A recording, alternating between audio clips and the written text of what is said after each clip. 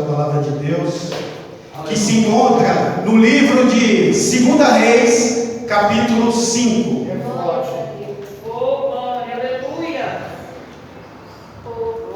Glória a Jeová. Meu Deus do céu, igreja. Glória a Deus. Aleluia. Forte, igreja. Vai a palavra. Aleluia. 2 Reis, capítulo 5. Aleluia. Diz assim a palavra de Deus: E Naamã, chefe do exército do rei da Síria, era um grande homem diante do seu senhor e de muito respeito, porque por ele o Senhor dera livramento aos sírios, e era este varão homem valoroso, porém leproso. Aleluia. Aqui, irmãos, esta palavra é muito conhecida sobre um grande general do exército da Síria, que era um dos inimigos de Israel naquela época. Esta passagem acontece aproximadamente 845 anos antes de Cristo, no reinado de Jorão, que era filho de Acabe. E nesse momento haviam várias batalhas entre o Império Sírio e o Império de Israel.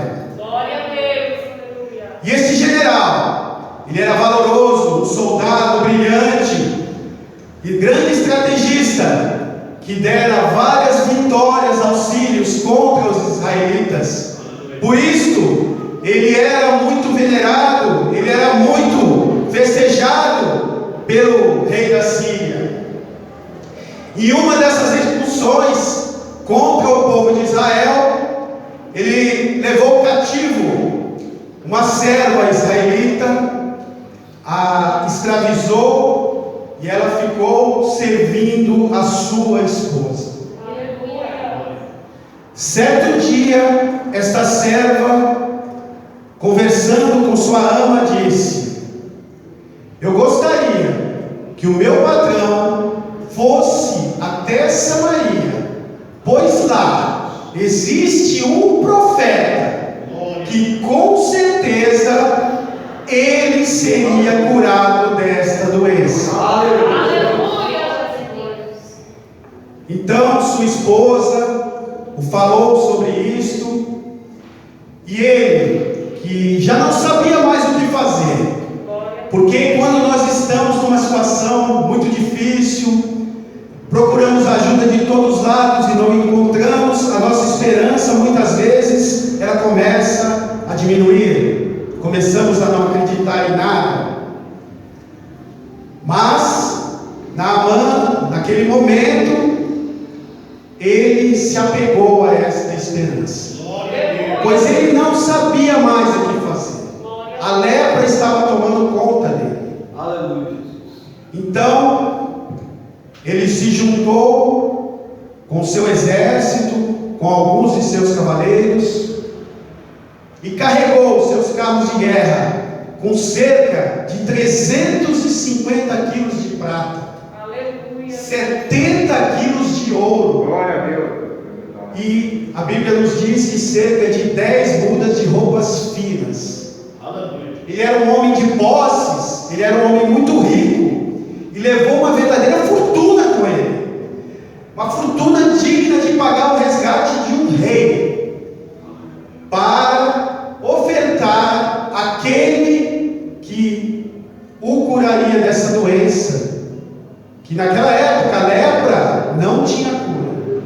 Se você a pegasse, você teria que ser afastado dos seus familiares, viver isolado para não transmitir aos outros.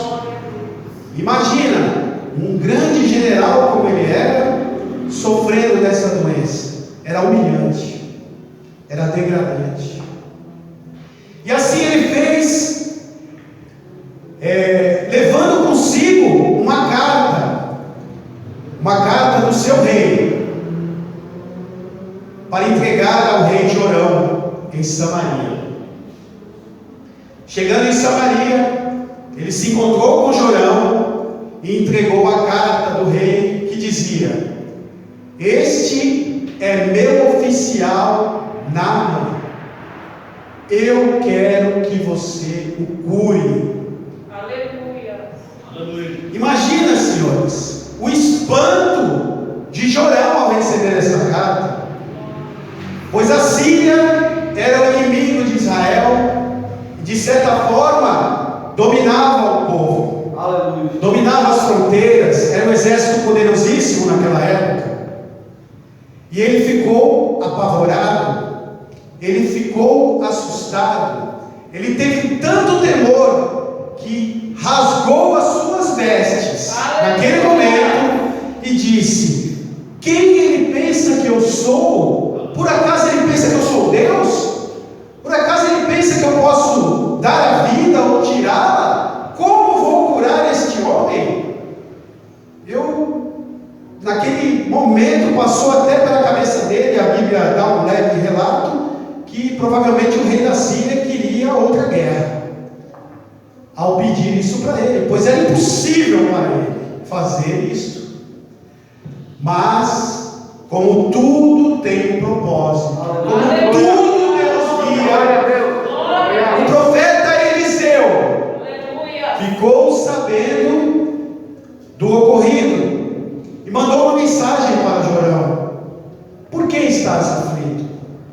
Mande este homem me visitar, e saberá que em Israel tem um profeta.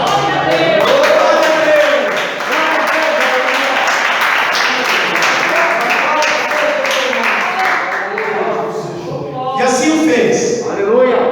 Então Naamã partiu e foi para a casa do profeta Eliseu. Chegando lá, bateu em sua porta, na esperança de que o profeta o recebesse. Mas Deus tem os seus métodos. Ele não recebeu, ele mandou um servo receber. E o servo lhe disse: meu senhor diz para você ir até o Rio Jordão, mergulhar 7 vezes e será curado desta doença. Ora, meus irmãos, imagina a indignação daquele comandante, pois o profeta não recebeu. Ele ficou furioso, ele ficou indignado. Ele falou: como que o profeta não vem falar comigo? Não vem fazer uma oração por mim, pedir ao seu Deus? Não vem passar a mão na minha ferida? Como que ele faz isso? Ele não se conformava. Mas é porque muitas vezes nós não conhecemos e não entendemos os desígnios de Deus. Pois o nosso Senhor, Ele é onipotente, Ele é onipresente, Ele é onisciente. O ser humano, infelizmente, embora Deus nos tenha criado, Deus nos tenha dado um espírito, uma alma vivente, nós temos uma necessidade de olhar, de ver, de sentir. É impressionante que nós lutamos com isso todos os dias, porque o nosso Deus, Ele não precisa de nada material, Ele não precisa de um toque, Ele não precisa de um olhar, basta um pensamento do nosso Senhor, de qualquer coisa acontece. Glória a Deus.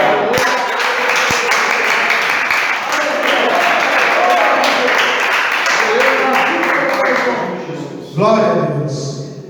Então Naamã ficou indignado, esbravejou com os seus soldados, seus servos que o acompanhavam: como ele me manda para este rio?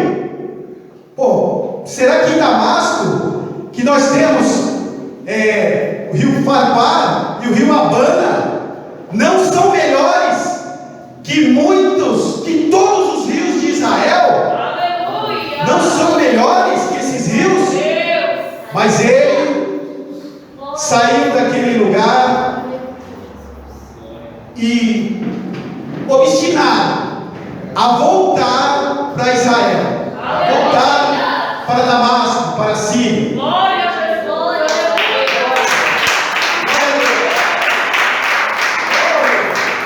Oh, glória, aleluia. Mas depois de alguns momentos, ele já estava se destinando de volta ao seu país, indignado, sem entender nada. Um dos seus servos lhe disse: Naamã, porventura, se ele lhe pedisse para fazer algo grandioso, algo dificílimo, extraordinário, você não faria para ser curado? Aleluia. E por que então simplesmente mergulhar no rio? Glória a Que Deus. foi o que ele pediu, uma coisa simples. Aleluia, Jesus.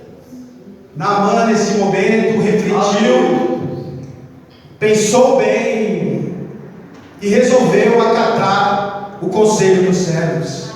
Realmente, eu vou até o Rio Jordão então, vou mergulhar para ver o milagre de Deus. Então, vamos lá, Aleluia. não custa nada. E assim ele o fez. Chegou à beira do Rio Jordão, se pôs para dar o primeiro mergulho.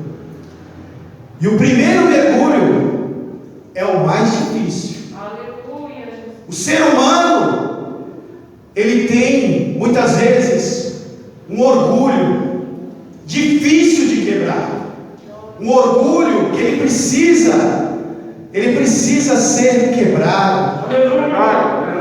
Ele precisa que Deus fira esse orgulho e ele entenda que nós não somos nada sem Deus. Esse primeiro mergulho de Naamã é o mergulho da humildade. Aleluia. Ele se humilhar diante da palavra de Deus Aleluia. e acreditar que só Deus poderia curá-lo. Louvado seja o nome. Então ele mergulhou. Aleluia. E aí segue-se o segundo mergulho, que é o mergulho da obediência. Aleluia. Obedecer a palavra, obedecer o que Deus determinou para ele. E assim ele o fez. Aleluia. E aí partiu para o terceiro mergulho, que é o mergulho da contribuição. Contribuir com a palavra do Senhor, contribuir para que ela seja cumprida. E assim ele deu o terceiro mergulho. Aleluia. O quarto mergulho é o mergulho da perseverança, que simboliza que nós temos que perseverar, nós temos que acreditar, nós temos que nunca desistir do que nós realmente acreditamos para que seja cumprida a palavra. Glória a Deus.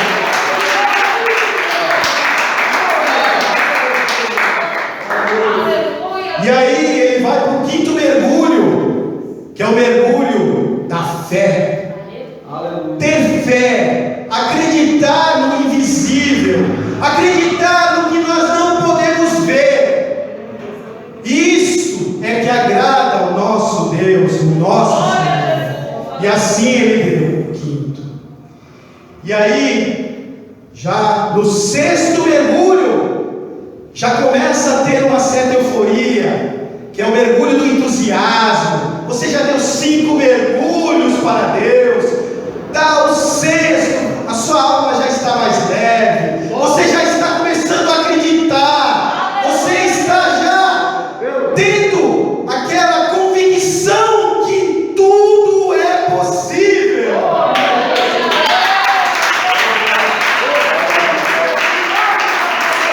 Glória a Deus ao Cristo.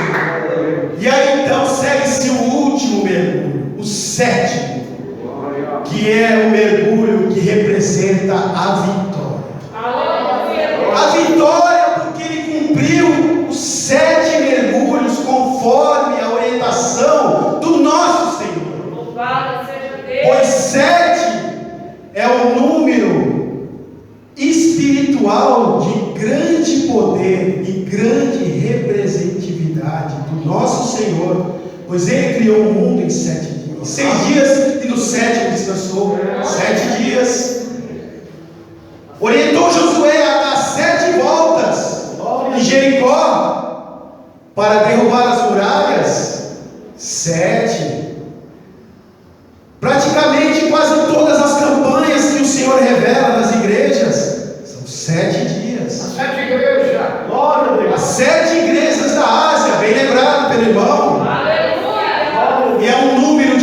vitória. Por isso que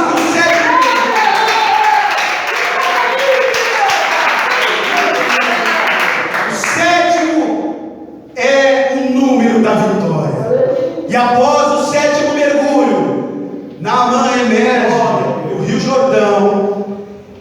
Quando ele se toca, se olha, a sua pele estava sadia como de uma criança. Ele estava curado, os seus servos se alegraram. Imaginem, senhores, aquele momento como deve ter sido. Aquele homem orgulhoso, general do exército da Síria, com uma doença incurável, quando ele se levanta, após o sétimo mergulho no Rio Jordão, e está curado, não tem mais lepra, o seu corpo está sadio. Ele é, com certeza, podemos imaginar a euforia daquele momento. Ele ficou muito alegre, muito feliz, saiu contente e se pôs no mesmo instante em direção à casa do profeta Eliseu, com grande alegria, com grande felicidade. Chegando lá, foi ter com o profeta e disse: realmente não existe nenhum Deus sobre a face da terra como o Deus de Israel.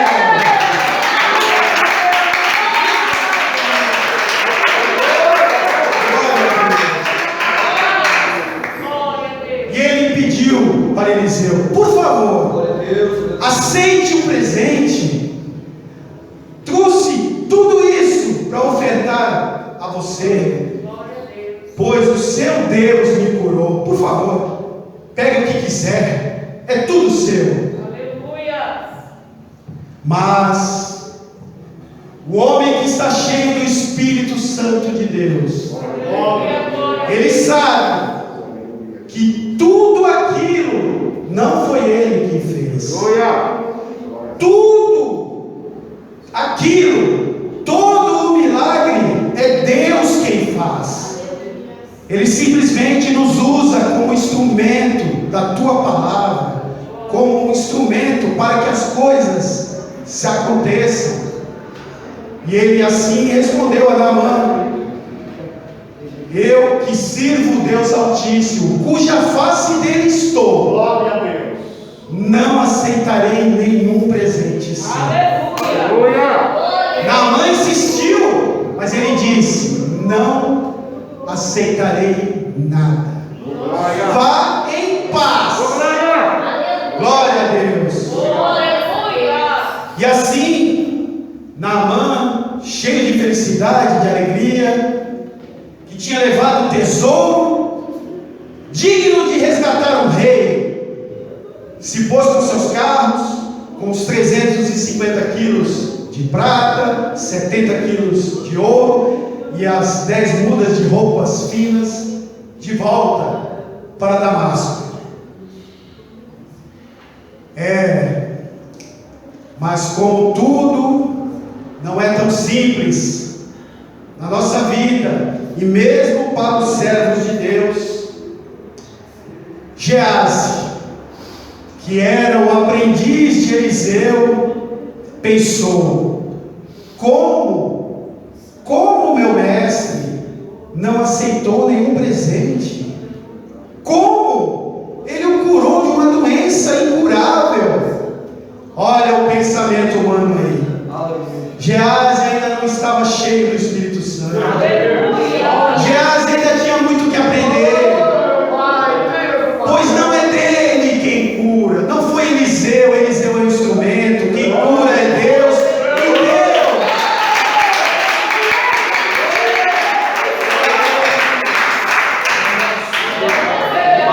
E Deus não precisa de dinheiro, Deus não precisa de bens materiais para operar.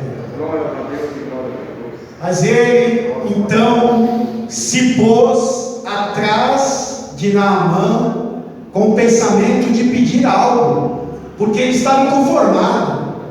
Ele curou de uma doença incurável. Como que não vai receber nada com tanto ouro, com tanta prata? Eu vou lá pegar um pouco, sim.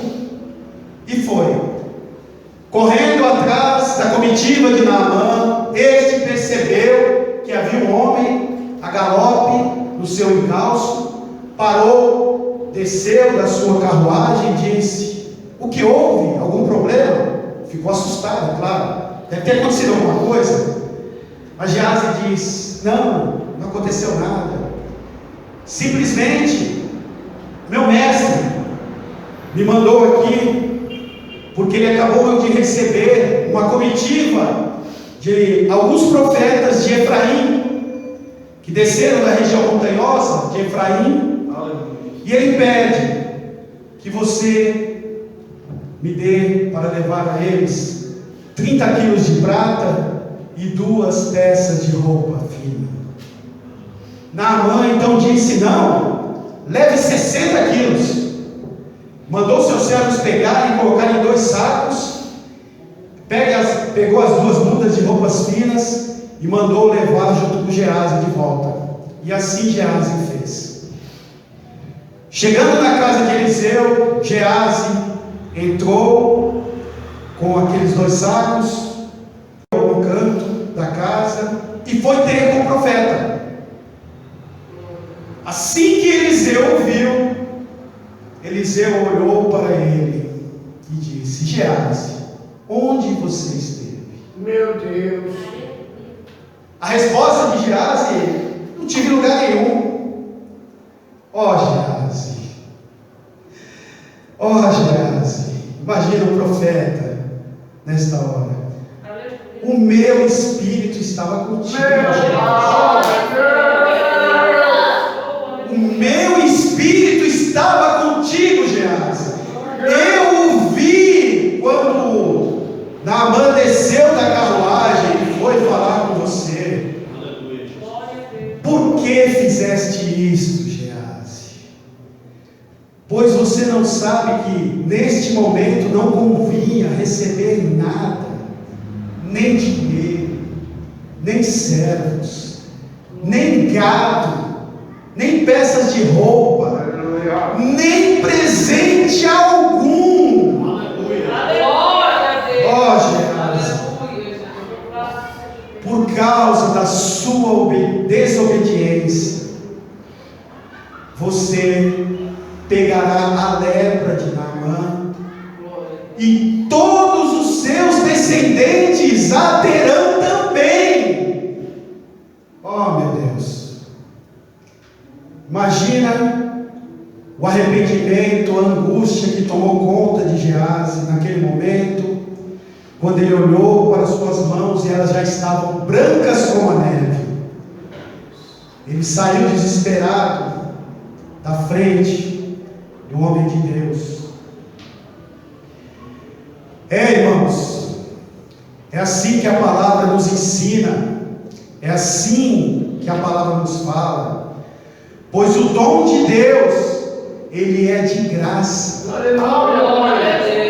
Ele foi dado para que nós, que somos instrumentos da tua palavra, passemos para os outros, para glorificar o nome de Deus.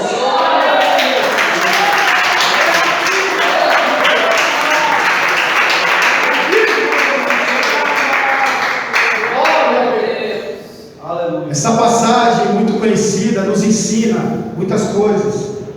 Primeiro, nos ensina a humildade.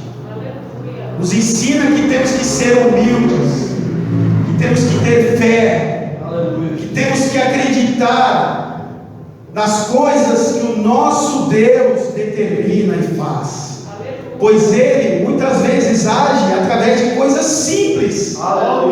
Imagine curar de uma lepra, uma doença incurável, simplesmente mergulhando no Rio Jordão. Ele não precisa de nada extraordinário para agir. Por que isso? Porque Ele só quer que nós obedecemos. Ele só quer que nós nos humilhemos. Ele quer que nós entendamos que não somos nada. Nada sem Ele, que Ele faz tudo. Ele poderia, naquele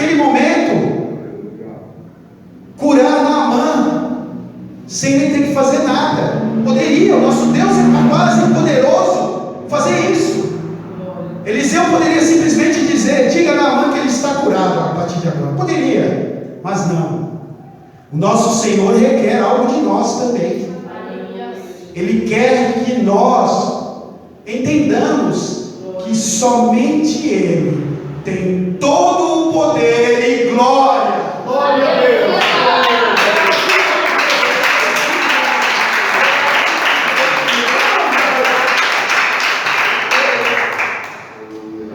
E a Bíblia, nesta passagem, também nos ensina que o dom é de graça, e de graça temos que passar. Infelizmente, hoje em dia, vemos vários profetas, vários homens que se dizem de Deus, cobrando por orações, cobrando para poder ministrar um culto. Aleluia. É impressionante, irmãos, mas existe homens que se dizem de Deus, que levam multidões a estádios. Aleluia. Eles cobram para poder louvar, eles cobram para poder ministrar o culto. Oh, meu Deus, será que a Bíblia não ensinou a esses homens?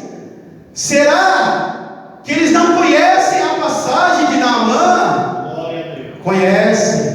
Conhecem muito bem, mas infelizmente o dinheiro, a fama subiu a cabeça desses homens, e eles se esqueceram que o dom é de graça, e de graça deve ser passado.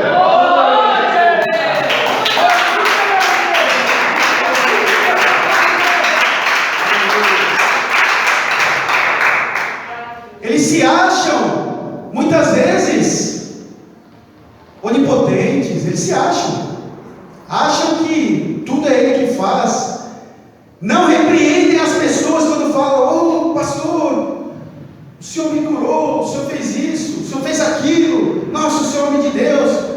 A vaidade os enche. Mas irmãos, nós somos falhos, nós somos humanos, e é claro que à medida que nós vamos evoluindo na espiritualidade, à medida que nós vamos galgando degraus perante o nosso Senhor, à medida que o nosso Senhor começa a nos usar com poder e glória, o espírito, a essência humana, ela começa a aflorar. O ego, a vaidade começa a tomar conta da gente. Isso é fato. Por isso que nós temos que nos policiar. Nós temos que estar em oração, pedindo a direção de Deus. E quando esse sentimento começar a nos tomar, nós conversarmos com o nosso Senhor, pedir perdão e: Senhor, não sou nada, não faço nada, todo o poder é seu, eu sou simplesmente um instrumento da tua palavra, estou aqui para cumprir as suas ordens, Senhor. Aleluia. Porque Deus precisa de nós para levar a palavra. Deus nos usa para levar uma cura a uma pessoa. Ele poderia curar simplesmente, mas Deus prefere usá-los como instrumentos. Deus prefere usar o pastor, a irmã, o irmão, para levar essa palavra de consolo, para ministrar a palavra e para promover, muitas vezes, cura para uma pessoa. Aleluia. Ele se utiliza desse instrumento. Aleluia. Nós somos ministros da tua palavra, da sua Glória a Deus palavra. e glória a Deus. É necessário, né? Ele poderia fazer, mas ele prefere que seja assim, e assim vem sendo através dos séculos. Mas infelizmente, cada vez mais nós vemos o ego subindo as pessoas, e achando que elas têm o poder.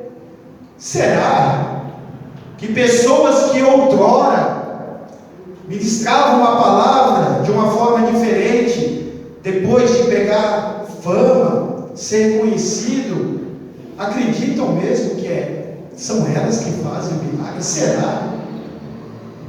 Eu não quero acreditar nisso. Pode ser que algumas até acreditem realmente, mas nós temos que nos colocar no nosso lugar. Nós temos que acreditar que todo o poder, toda a glória, tudo acontece porque o nosso Senhor assim permite.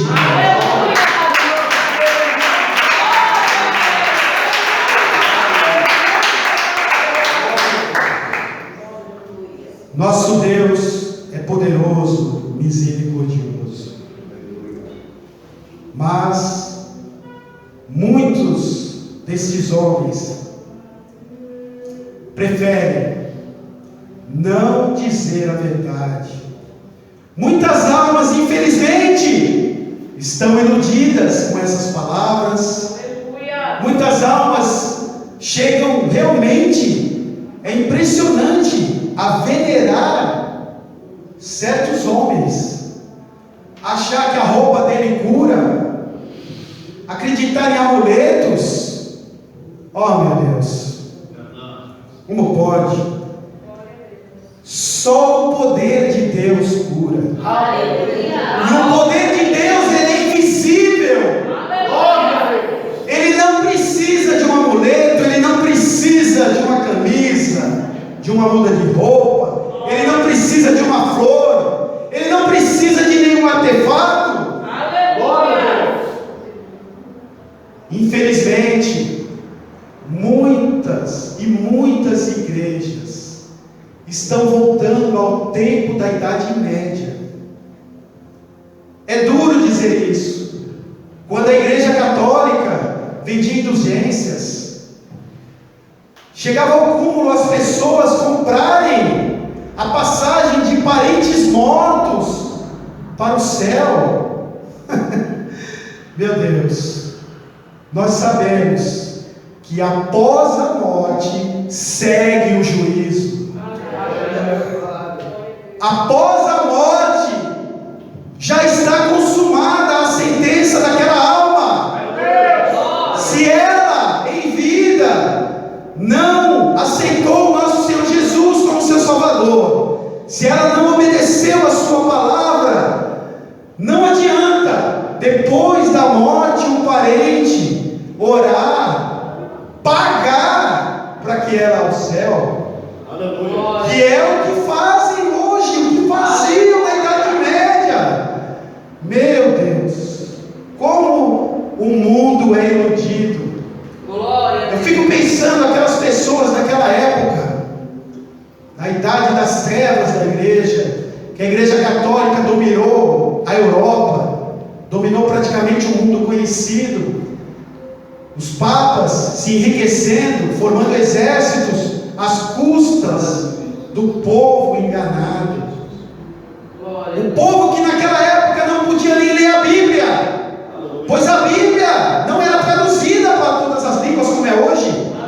Só existia a Bíblia em latim, e somente os instruídos, os padres, os bispos tinham este conhecimento.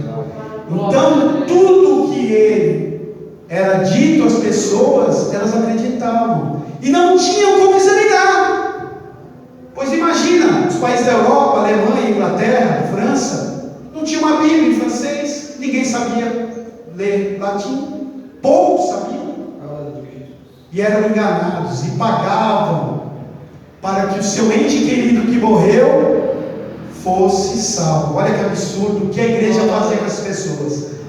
Está voltando esse tempo, gente. Se vocês verem aí, vários pastores vendendo amuletos, é a mesma coisa.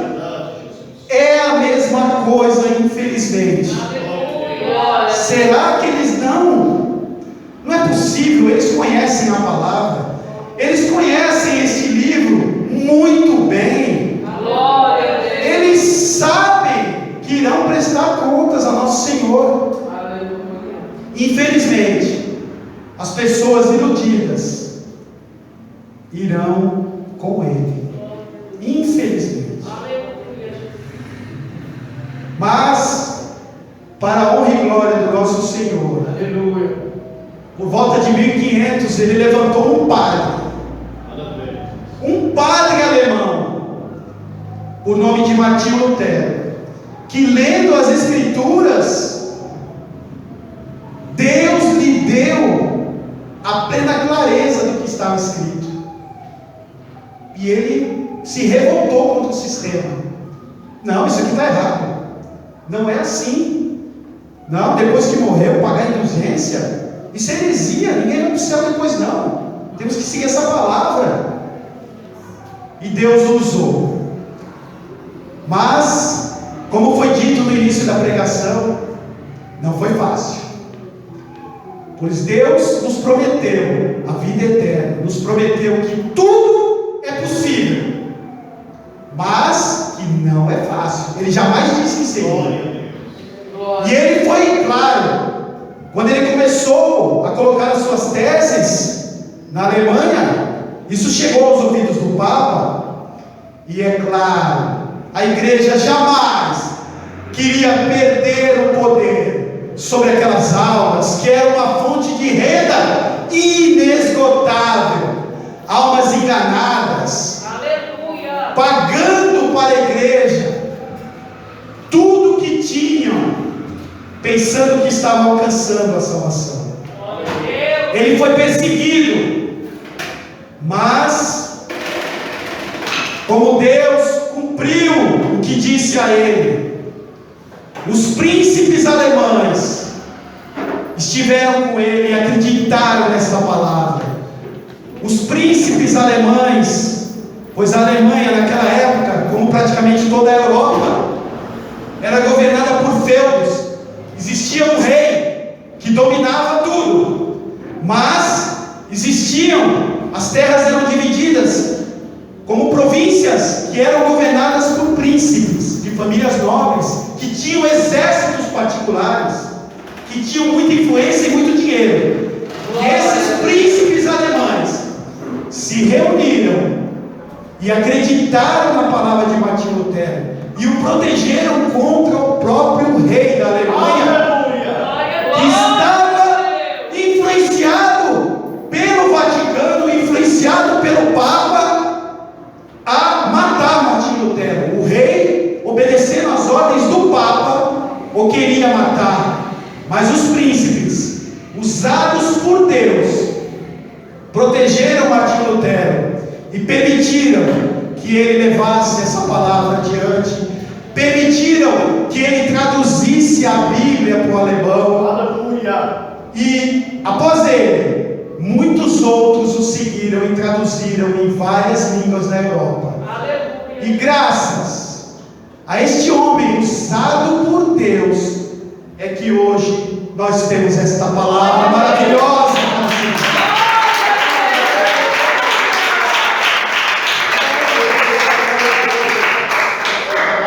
Então, meus irmãos, eu queria encerrar